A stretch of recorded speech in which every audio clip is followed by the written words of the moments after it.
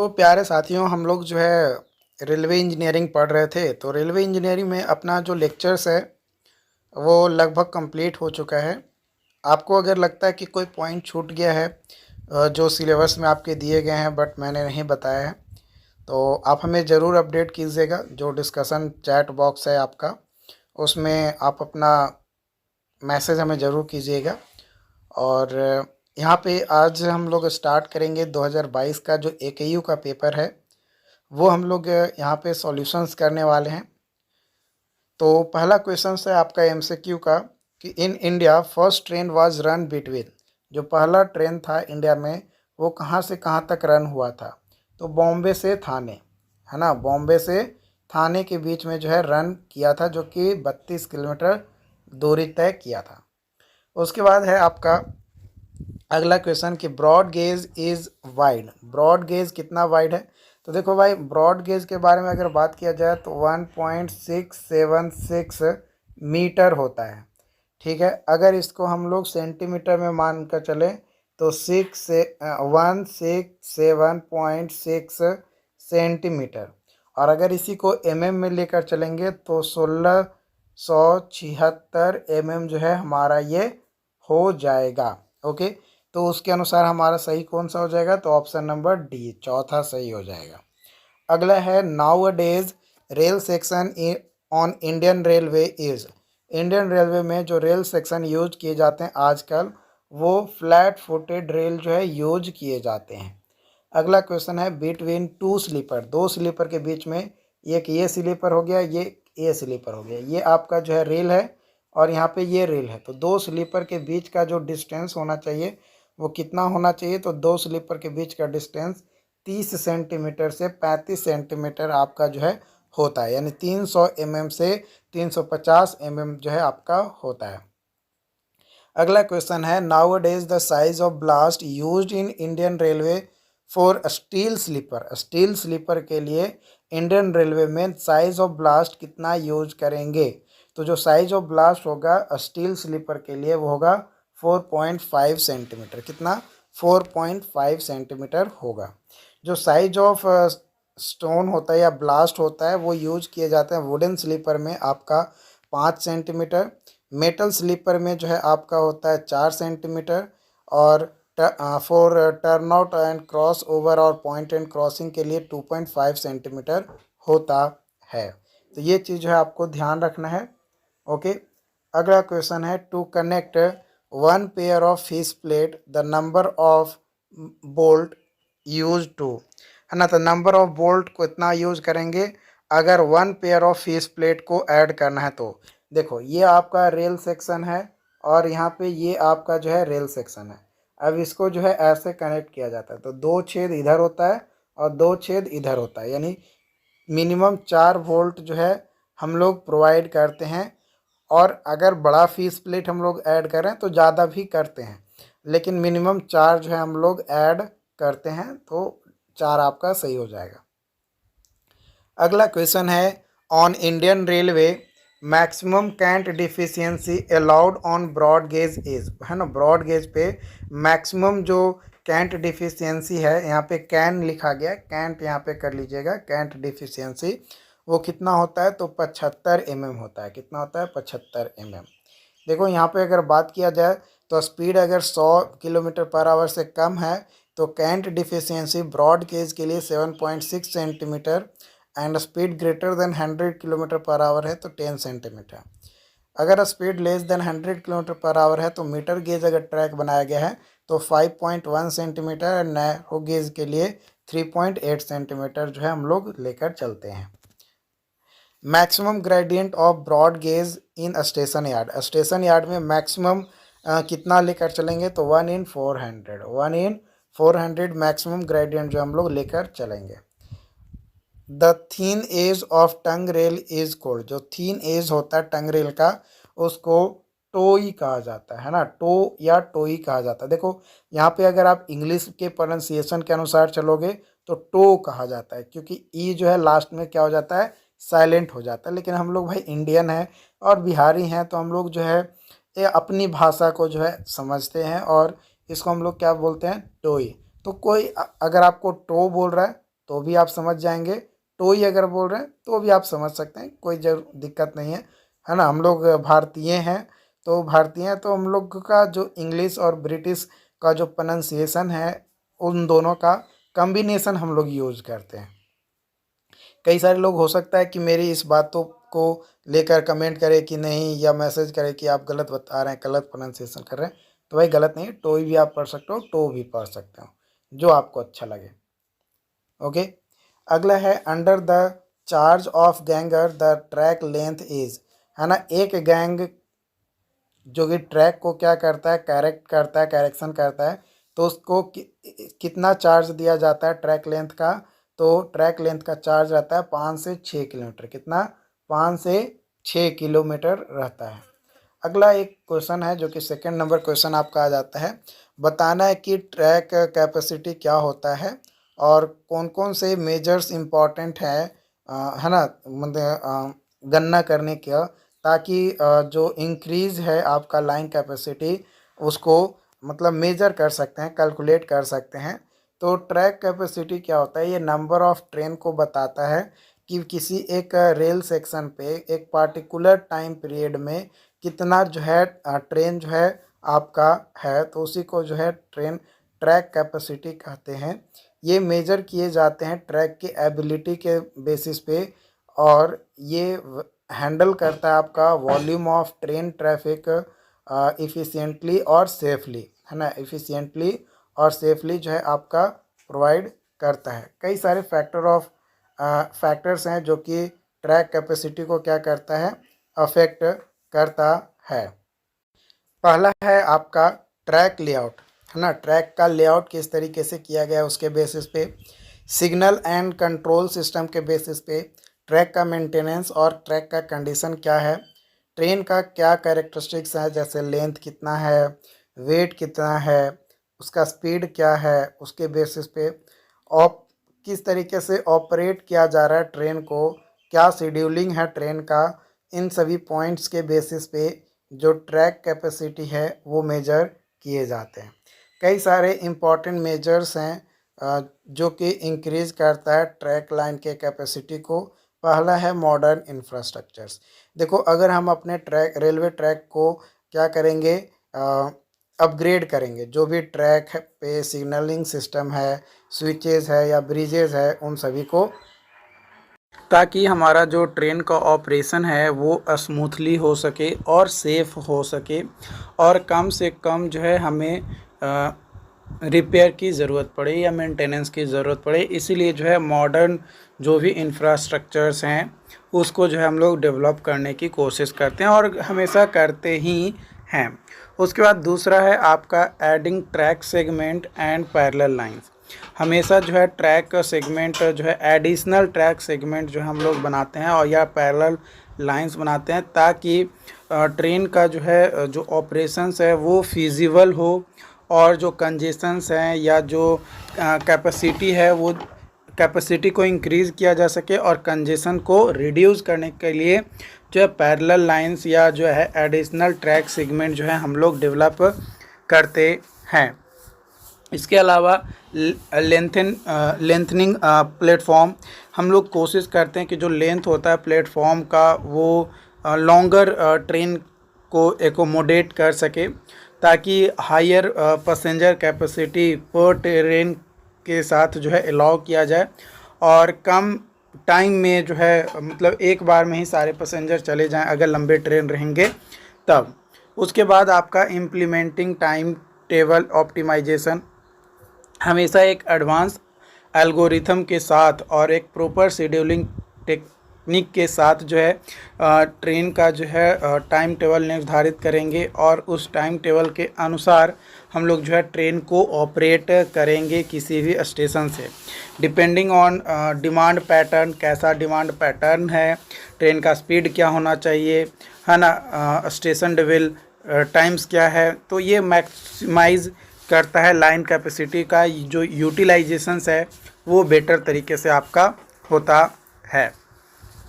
उसके बाद है employing high speed rail technology, introduce high speed rail technologies on suitable routes to increase overall line capacity. जो overall line capacity है उसका अगर हाई स्पीड रेल टेक्नोलॉजी का use किए हैं, इंट्रोड्यूस किए हैं, तो ओवरऑल जो लाइन का कैपेसिटी है वो इंक्रीज़ हमारा होगा, अगर सूटेबल रूट अगर हम लोग बना पाते हैं तब। साथ ही साथ जो ट्रैवल टाइम है वो भी हमारा रिड्यूस होगा।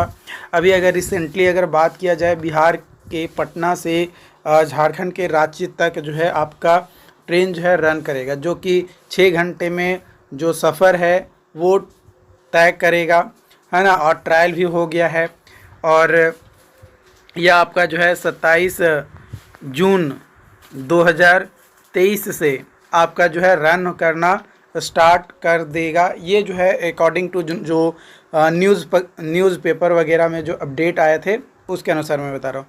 तो ये हाई स्पीड रेल के लिए जो अपना गया, पटना, उसके बाद डिहरी, फिर उधर बारकाकाना होते हुए वैसे जो है आपका रांची जा रहा है, तो वो ये जो लाइन अपना है इसको चेंज किया गया।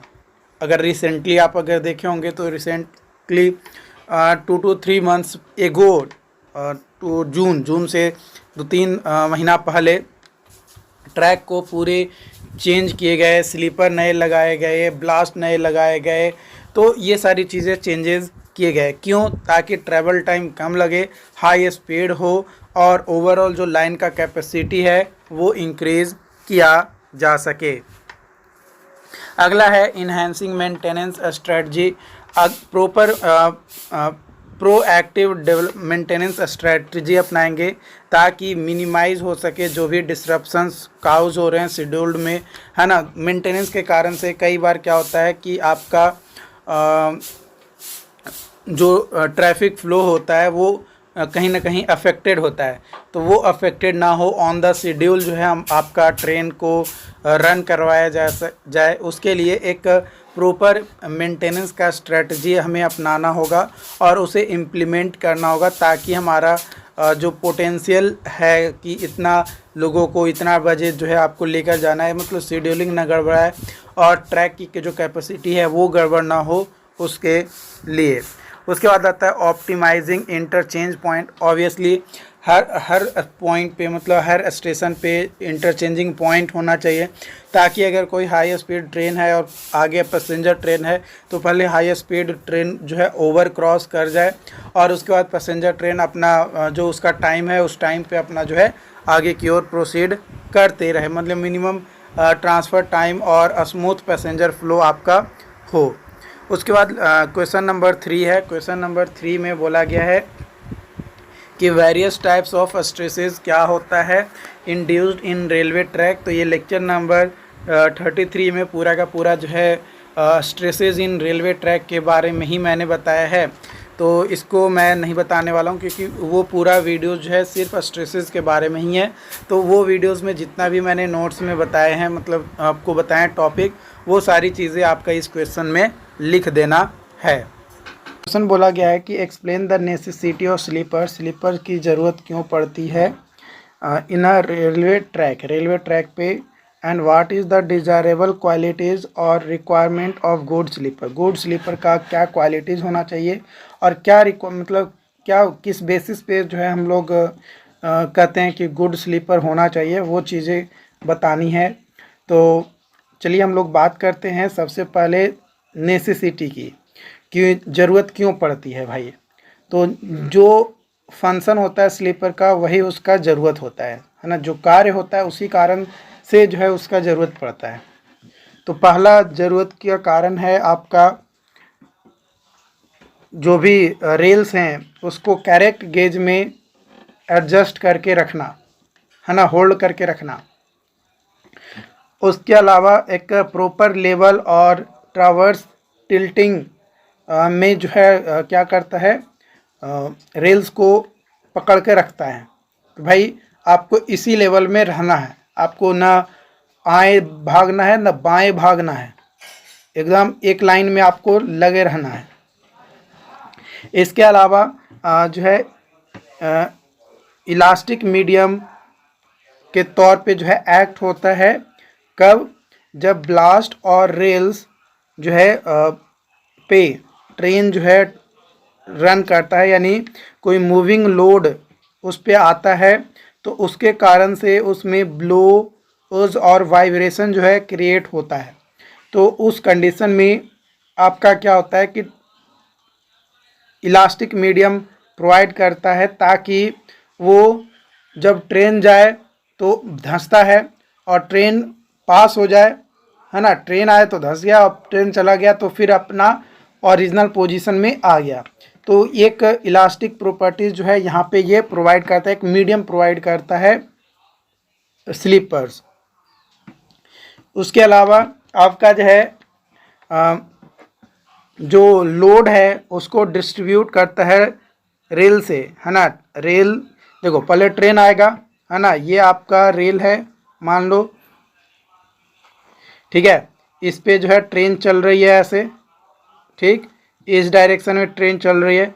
तो रेल के द्वारा, ट्रेन के द्वारा, जो मूविंग व्हीकल के द्वारा जो लोड लग रहा है, इस रेल पे पहले लगेगा, रेल पे से फिर लोड जो है स्लीपर पे ट्रांसफ़र होगा, और स्लीपर से लोड ट्रांसफ़र होगा ब्लास्ट पे। तो जो स्लीपर है, स्लीपर काम यही करता है कि जो भी लोड रेल पे लग रहा है उसको ट्रांसफ़र करता है, कहाँ पे, ब्लास्ट पे ट्रांसफ़र करता है। पहले अपने ऊपर लेगा लोड, और उसके बाद फिर ब्लास्ट पे के ऊपर वो ट्रांसफ़र कर देगा। उसके अलावा लॉन्गिट्यूडनल और लैटरल स्टेबिलिटी प्रोवाइड करता है, साथ ही साथ रेल को जो है स्ट्रेंथ और सपोर्ट प्रोवाइड करता है। रिक्वायरमेंट ऑफ गुड स्लीपर की रिक्वायरमेंट पहला है कि भाई इकोनॉमिकल होना चाहिए, ठीक। दूसरा कि जो फिटिंग है स्लीपर्स का वो इस तरीके से होना चाहिए ताकि उसको आसानी से मेंटेनेंस किया जा सके, जब भी रिपेयर करने की बात आई या आए तो रिपेयर आसानी से जो है किया जा सके। लाइट वेट होना चाहिए, है ना, लाइट वेट होना चाहिए, हल्का होना चाहिए, सफिशिएंट स्ट्रेंथ उसके पास होना चाहिए। इसके अलावा स्लीपर का डिज़ाइन और जो स्पेसिंग होता है वो प्रॉपर होना चाहिए, ताकि आसानी से हम लोग जो है रिमूव कर सके और जो भी ब्लास्ट वगैरह है उसको रिप्लेस किया जा सके।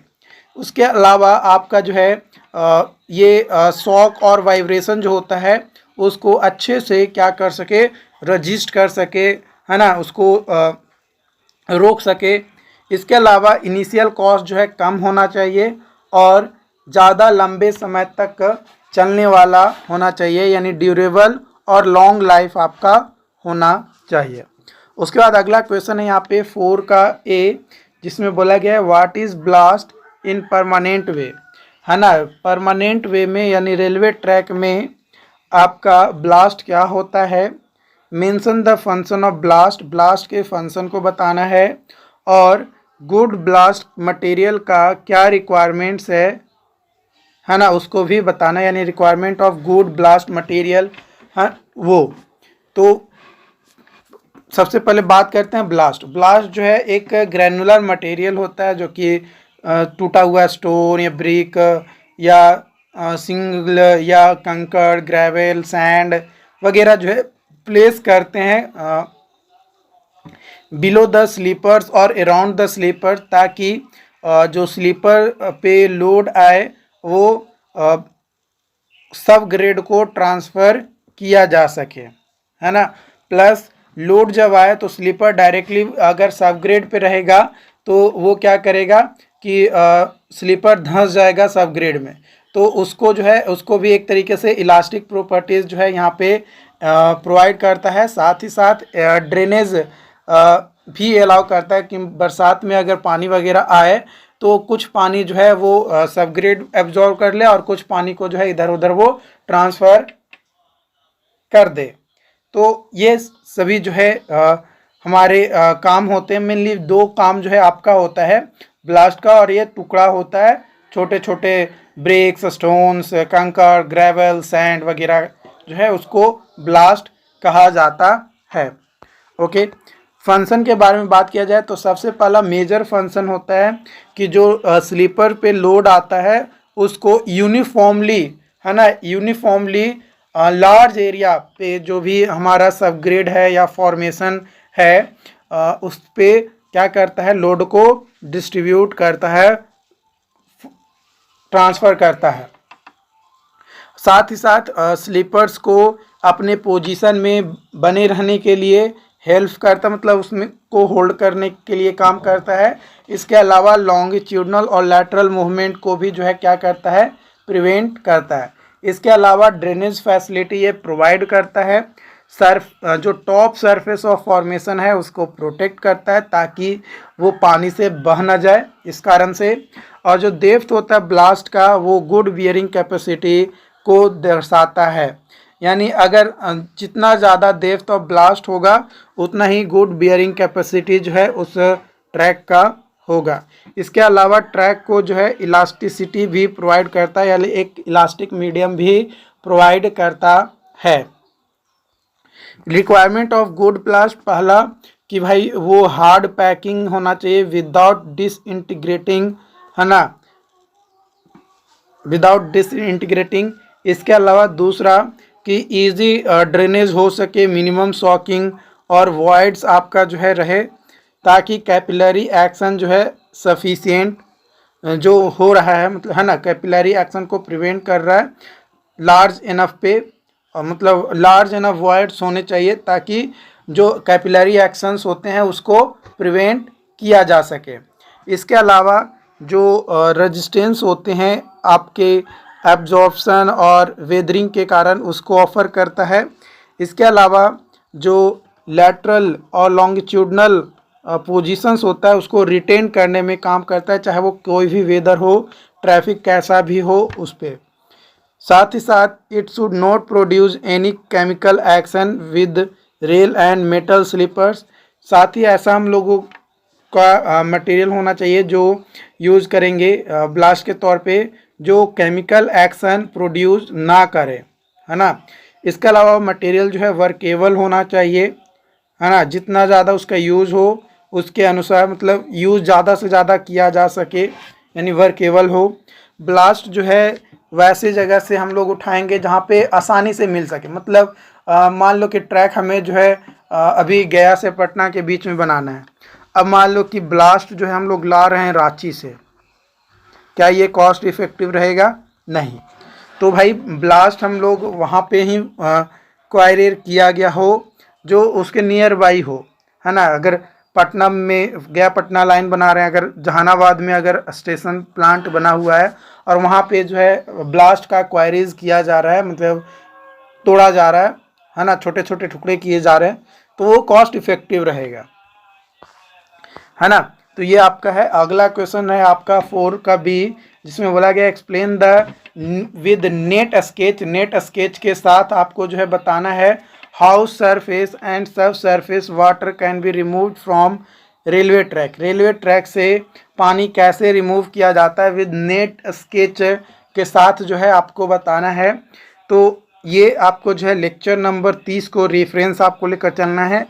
लेक्चर नंबर 30 में जो है ये चीज़ें आपको बताई गई है, ठीक है। देखो यहाँ पे जो समझाने वाली चीज़ें हैं वो ऑलरेडी मैंने लेक्चर्स में समझा दिया है।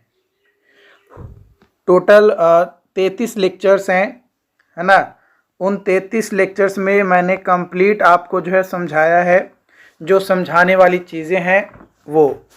बट कुछ स्पेशल पॉइंट्स हैं जो कि अलग वीडियोस में मैं आप लोगों को बताऊंगा। बट यहाँ पे हम लोग पहले क्वेश्चन देख लेते हैं कि क्या क्वेश्चन पूछे गए हैं। तो आपका 5वां का ए है, बोला गया है कि कौन कौन से फैक्टर अफेक्ट करते हैं या इन्फ्लुएंस करते हैं जब हम लोग रेलवे स्टेशन के लिए साइट का सिलेक्शन करते हैं तब, और कैसे रेलवे स्टेशन को क्लासिफाई किया जाता है उसके बारे में बताना है। तो लेक्चर नंबर 24 में ये इस क्वेश्चन से रिलेटेड जितने भी पॉइंट्स होने चाहिए जो आपके एग्ज़ाम पॉइंट ऑफ व्यू से होगा वो मैंने बताया है।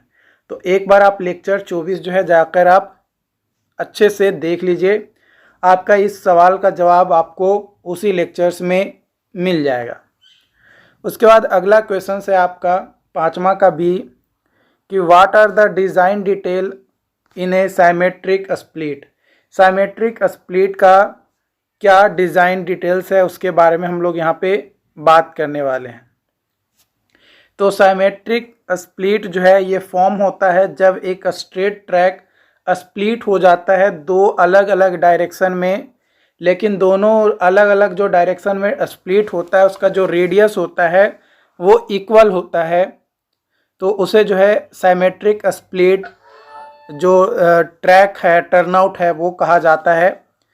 क्रॉसिंग नंबर जो है इसमें यूज किए जाते हैं वो 1/6 होता है ना। Crossing number is used in this case is 1/6। It consist 4 curve lead rails, 4 curved lead rails, 2 check rails और 2 एक्यूट एंगल इसमें आपका होता है। This provides the facility for turning of trains.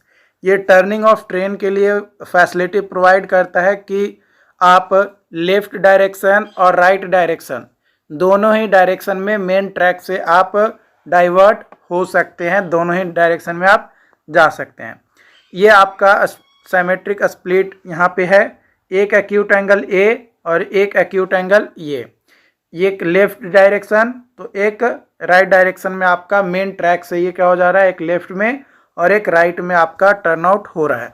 Okay, यानी दो डायरेक्शन में जो ट्रेन्स है वो आपके मूव होंगे।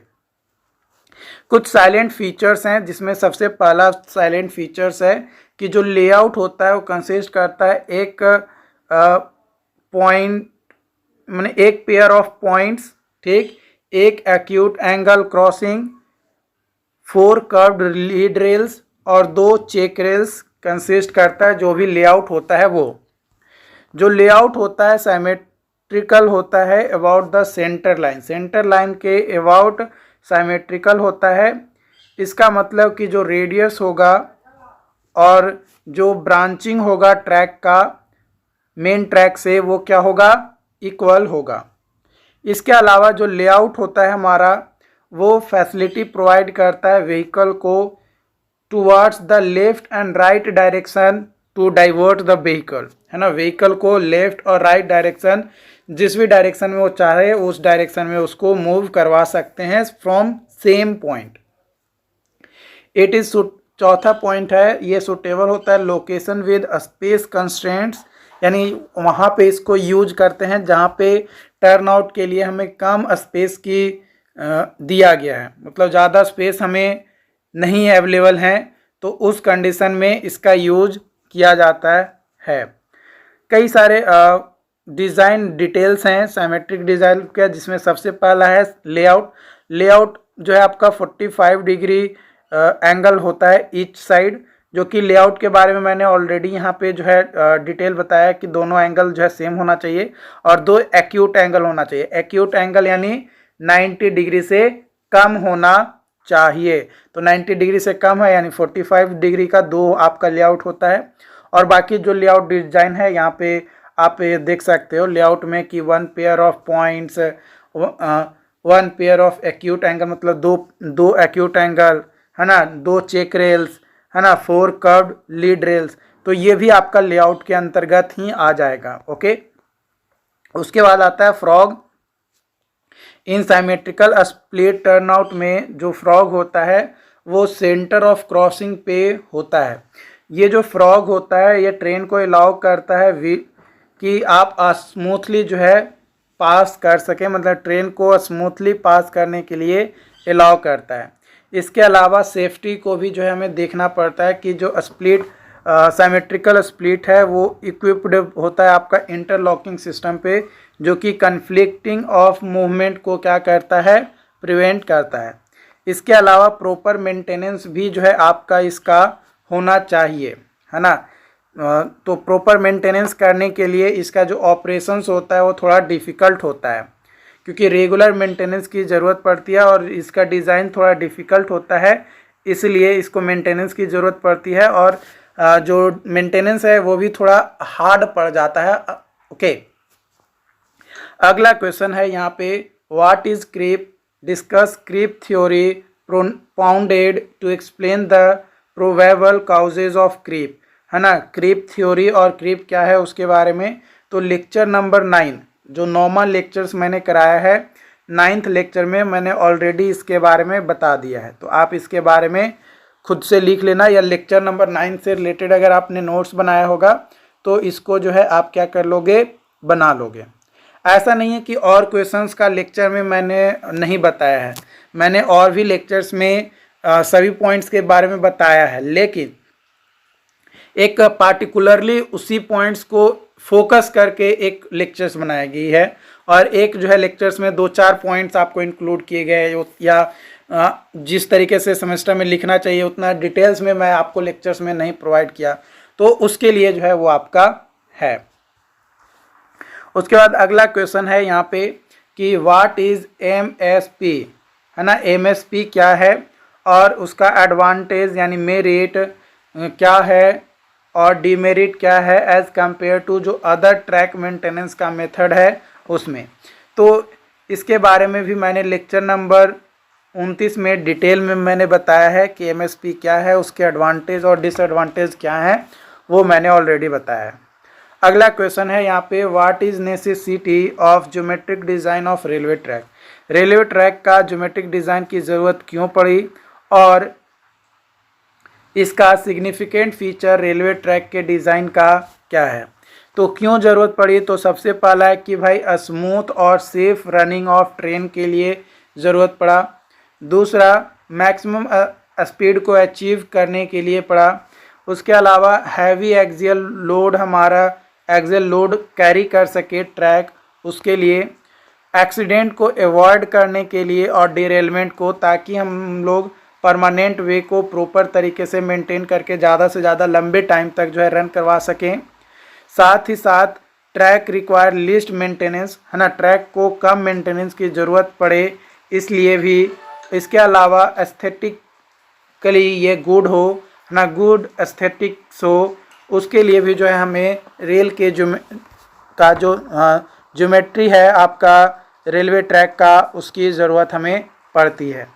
सिग्निफिकेंट फीचर्स के बारे में बात किया जाए तो कई सारे जगहों पे ये जो है कंट्रीब्यूट करता है, और इसका मेन कंट्रीब्यूट करने का मेन मकसद यही होता है कि जो ट्रेन का ऑपरेशन हो रहा है वो अच्छे से हो, है ना, इफ़िशियंट हो और सेफ हो, किसी तरीके का डिरेलमेंट या एक्सीडेंट वगैरह ना हो। तो उसके लिए जो है अलाइनमेंट को जो है हम लोगों को प्रॉपर रखना होगा। अगर प्रॉपर अलाइनमेंट रहेगा तभी ये चीज़ पॉसिबल है।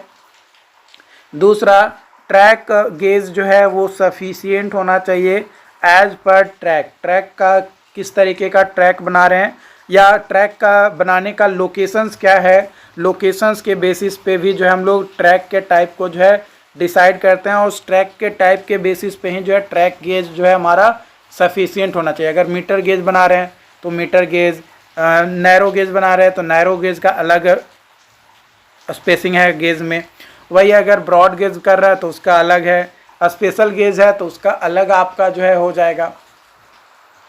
तो ये सभी चीज़ें जो है आपका यहाँ पे आता है।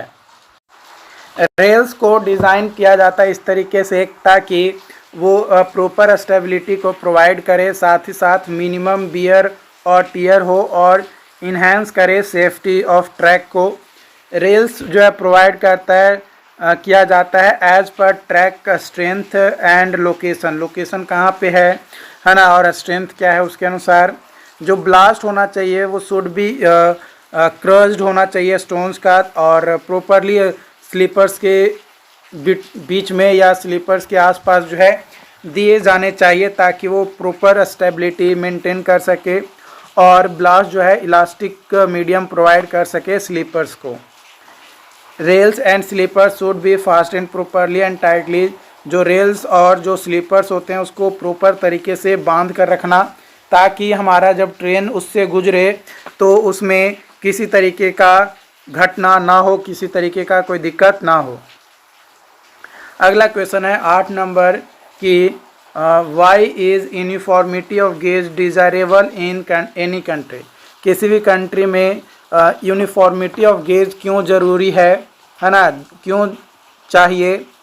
और दूसरा कि नॉन यूनिफॉर्मिटी ऑफ गेज का डिसएडवांटेज क्या है, डिमेरिट क्या है। तो यूनिफॉर्मिटी ऑफ गेजेस की ज़रूरत इसलिए है ताकि हमारा जो डिले हो या जो कॉस्ट या हार्डशिप है ट्रांसशिपिंग का या पैसेंजर्स या गुड्स का, है ना, वो हमारा कम हो या उसको अवॉइड किया जा सके। दूसरा, लोकोमोटिव जो है इफ़ेक्टिवली यूज किए जाए उसके लिए।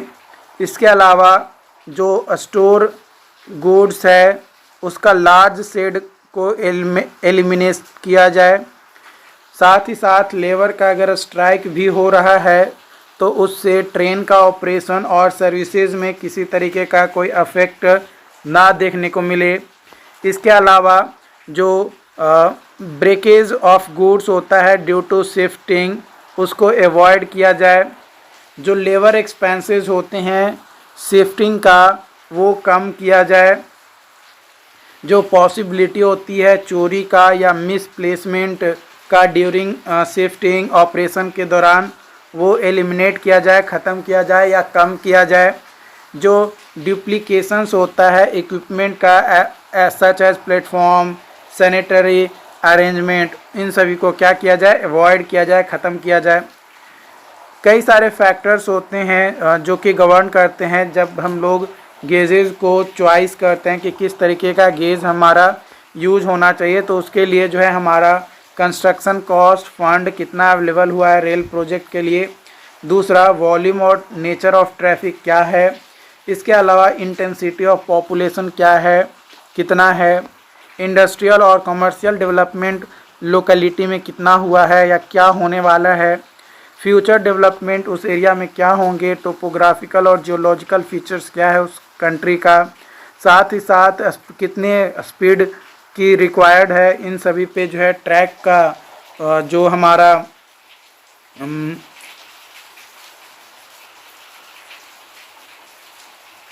किस तरीके का ट्रैक हम लोग जो है डिसाइड करेंगे वो होता है। कई सारे डीमेरिट्स हैं जिसमें सबसे पहला डीमेरिट है change of gauge is involve expensive. जो चेंजेस होते हैं गेजेस का वो अलग अलग होता है जिसके कारण से थोड़ा महंगा हो जाता है। साथ ही साथ जो मूवमेंट ऑफ गुड्स या पैसेंजर ट्रेन्स है उसका स्पीड जो है हिंड्रेंस हो जाता है, मतलब अफेक्टेड होता है। लेबर का जो स्ट्राइक होता है उसके कारण से उसका ऑपरेशन कॉस्ट क्या होता है, अफेक्टेड होता है। इसी तरीके से जो भी एडवांटेजेस थी वो सारी इसमें डिसएडवांटेजेस जो है आपका आ जाता है। यहाँ पे अब आपको शॉर्ट नोट्स लिखने हैं 9 नंबर क्वेश्चन में। Factor in gauge selection of new track के लिए कौन कौन से फैक्टर अफेक्ट करते हैं गेज सिलेक्शन के लिए, न्यू ट्रैक के लिए। तो इसके लिए ऑलरेडी जो है मैंने यहाँ पे जो आपको बताया factor govern the choice of different gauges, वही चीज़ें यहाँ पे जो है आप लिख सकते हैं। या कुछ ऐसे भी लिख सकते हैं कि cost of construction, location of constructed new track, speed, future development area, volume वगैरह। उसके बाद आता है दूसरा है ट्रैफिक कैपेसिटी। ट्रैफिक कैपेसिटी क्या है, किसी भी ट्रैक पे, रेलवे ट्रैक पे कितने maximum number of trains accumulate हो रहे हैं एक फिक्स टाइम इंटरवल में, तो उसी को जो है ट्रैक कैपेसिटी कहा जाता है। ट्रैक कैपेसिटी जनरली मेजर किया जाता है ट्रैक की एबिलिटी कि वो कितना हैंडल कर रहा है वॉल्यूम ऑफ ट्रेन ट्रैफिक इफ़िशिएंटली और सेफली। कई सारे फैक्टर्स गवर्न करते हैं ट्रैक कैपेसिटी को, जैसे track layout, signalling and control system, track maintenance and condition, track characteristics like length, width, है ना, लिमिट ऑफ स्पीड लिमिट कितना है। उसके बाद बात करते हैं चेक स्लीपर्स है। यहाँ पे देखिएगा सी में जो है कोक स्लीपर लिखा गया है, तो यहाँ पे कोक नहीं है, चेक स्लीपर्स है। ओके, वो चीज़ आप थोड़ा सुधार लीजिएगा।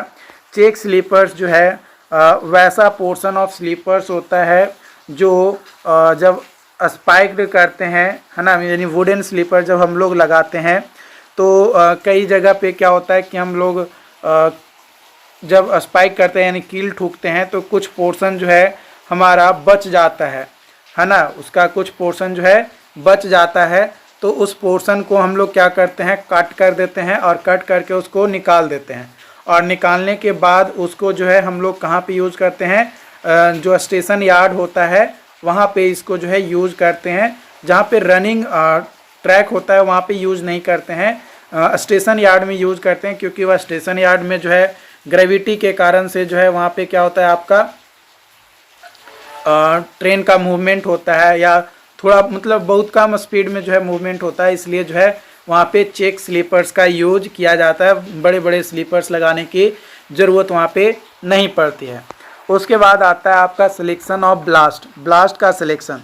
तो सिलेक्शन ऑफ ब्लास्ट जो है डिपेंड करता है हमारा डेप्थ ऑफ ब्लास्ट और साथ ही साथ विड्थ ऑफ ब्लास्ट लेयर की क्या है।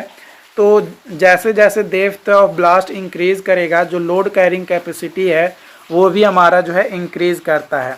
तो इंडिया में हम लोग बात किया जाए तो विड्थ जो होता है लिमिट होता है जो कि 38 सेंटीमीटर टू 48 सेंटीमीटर होता है from end of the sleeper, है ना, फ्रॉम एंड, फ्रॉम द, यहाँ पे लिख सकते हो from the end of the sleepers, ठीक है, from the ends of the sleeper. तो यहाँ पे डेप्थ ऑफ ब्लास्ट कितना होता है, एस माइनस डब्ल्यू बाई 2, ये मिनिमम डेप्थ होता है ब्लास्ट का कि उतना आपको प्रोवाइड करना है। एस जो है स्पेसिंग ऑफ स्लीपर, डब्ल्यू जो है विड्थ ऑफ स्लीपर, डीवी जो है depth of sleeper. For broad gauge के लिए जो विड्थ होता है ब्लास्ट का वो 3.35 मीटर होता है। डेप्थ ऑफ ब्लास्ट जो है आपका 20 to 25 सेंटीमीटर होता है, और जो quantity of stone ballast per metre length होता है वो होता है 1.036 metre cube. Cross drainage, cross drainage जो है जब हम लोग रेलवे ट्रैक है और इसके क्रॉस करता है कोई ड्रेनेज, तो उसको जो है क्रॉस ड्रेनेज जो है कहा जाता है। यानी when ever stream water courses have cross the track, facility to cross drainage has been provided. Water from the side drains is taken across by these drains in order to divert the water away from track, है ना। Track से बाहर निकालने के लिए या track से divert करने के लिए हम लोग जो है साइड ड्रेन में क्रॉस ड्रेन को इंक्लूड करते हैं और वहाँ से वाटर को क्रॉस करवाते हैं। तो क्रॉस ड्रेनेज स्ट्रक्चर जो है कंसिस्ट करता है ड्रेन पाइप्स, कलवर्ट्स या कोई ब्रिजेज हो सकता है। क्रॉस ड्रेनेज सिस्टम जो है ये डिज़ाइन किए जाते हैं एंड यूज़ किए जाते हैं डिपेंडिंग अपॉन द रिक्वायरमेंट, कि किस तरीके का ज़रूरत है उसके अनुसार जो है क्रॉस ड्रेनेज सिस्टम को डिज़ाइन करते हैं या यूज करते हैं। साथ ही साथ इकोनॉमिक कंसिड्रेशन को भी देखते हुए काम करते हैं। उसके बाद आता है रिटार्डर। रिटार्डर क्या होता है, एक ऐसा डिवाइस होता है जो इंस्टॉल किए जाता है क्लासिफिकेशन ऑफ यार्ड में। वो क्या करता है कि जो भी फ्राइट कार्स होते हैं उसके स्पीड को क्या करता है, रिड्यूस करने का काम करता है as they sorted into train. Each retarder consist of a series of stationary breakers. Stationary breaker का क्या करता है, सीरीज होता है। ईच रिटार्डर कंसिस्ट करता है, साथ ही साथ ये शॉर्ट सेक्शन होता है अपने में। और ये जो ट्रैक किस पे होता है, ट्रैक पे होता है, जो कि grab and slow the train wheels. Train का जो व्हील का जो स्पीड है उसको स्लो करता है थ्रू फ्रिक्शन क्रिएट करके as they roll through them. जब वो ट्रैक पे रोल कर रहा होता है तो उसमें फ्रिक्शन उस पर क्रिएट होता है, जिसके कारण से उसका जो स्पीड होता है वो क्या हो जाता है, कम जाता है। तो 2022 का जो क्वेश्चंस था वो हम लोग जो है यहाँ पे कंप्लीट कर लिए। आई होप कि ये चीज़ें आपको समझ में आया हो। अगर फिर भी कोई डाउट्स रहता है, कोई कन्फ्यूजन रहता है तो आप हमें ज़रूर बताएं। Thank you.